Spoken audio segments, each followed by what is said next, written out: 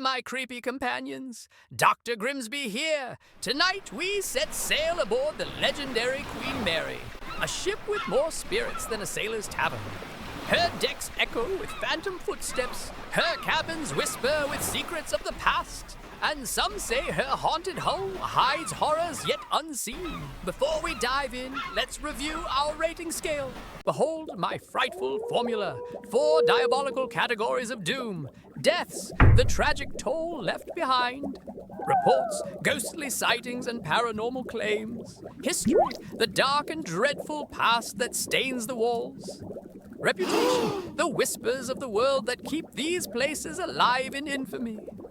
Each location shall be judged on a scale of 1 to 5 clawing, grasping, haunting hands. There you have it, my fiendish friends, our scientifically proven rating scale. So batten down the hatches, for we are charting a course straight into the heart of ghostly legend. Let the voyage of fear begin. At number 3, we leave the asylums behind and set sail on one of the most haunted ships in the world.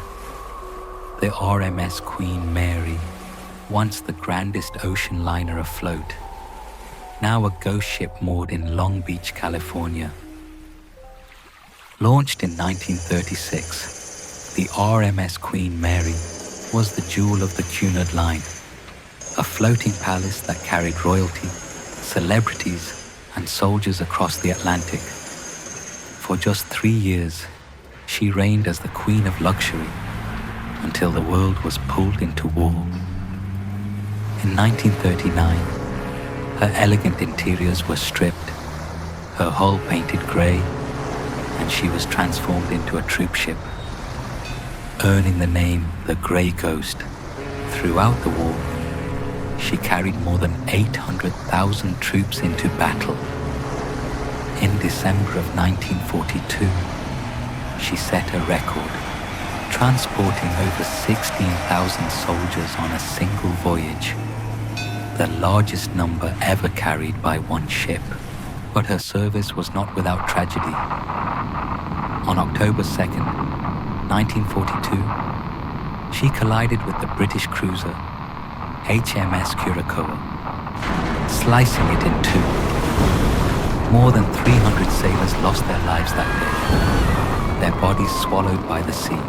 When peace returned, the Queen Mary was restored to her former glory, and in 1967, she retired to Long Beach, California, where she remains to this day. Yet some say the ship never truly found rest.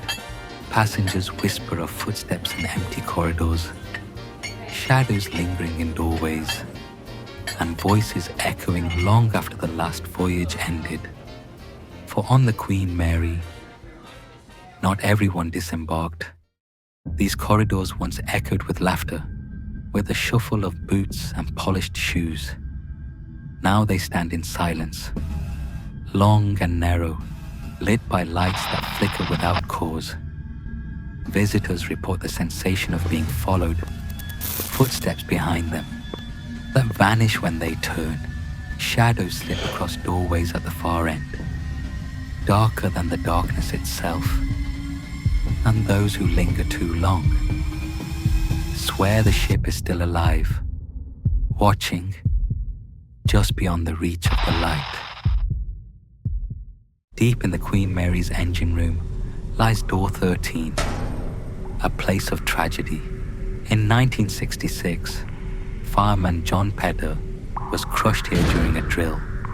Since then, visitors report cold spots, shadowy figures, and even the ghost of a man in overalls drifting near the doorway before vanishing into the dark. Once a glamorous retreat for first-class passengers, the Queen Mary's swimming pool now lies drained and silent. Yet many say it is far from empty.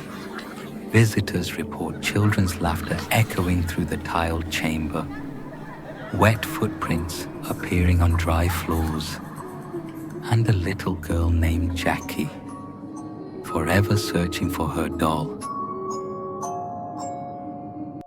Cabin B 340, the Queen Mary's most infamous room.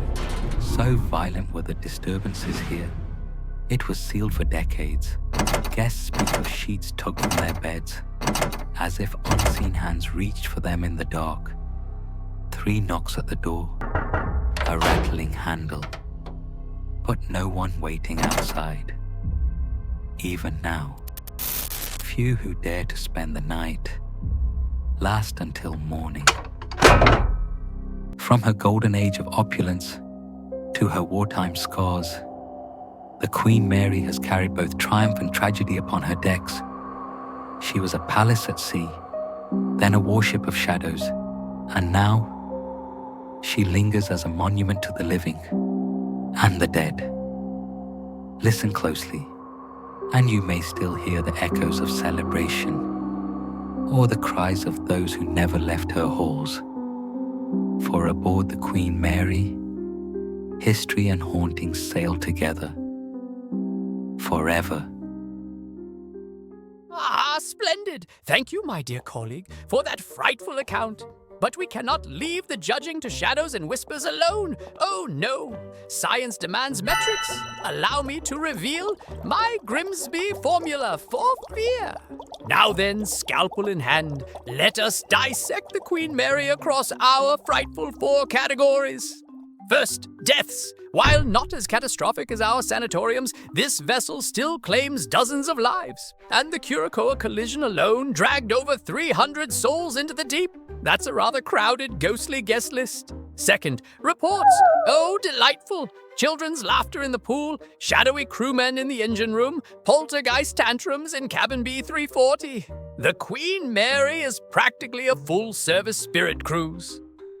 Third, history. From luxury liner to wartime grey ghost to a tragic killer of her own escort. Few ships can boast such a bloody pedigree. And lastly, reputation. Renowned worldwide, featured in every ghost hunter's diary, and now docked eternally in Long Beach where mortals line up for tours of terror. Add it all together, stir briskly, and what do we find? The Queen Mary earns a spine-tingling score of 4 out of 5 haunting hands. Ah, a floating fortress of phantoms if ever there was one.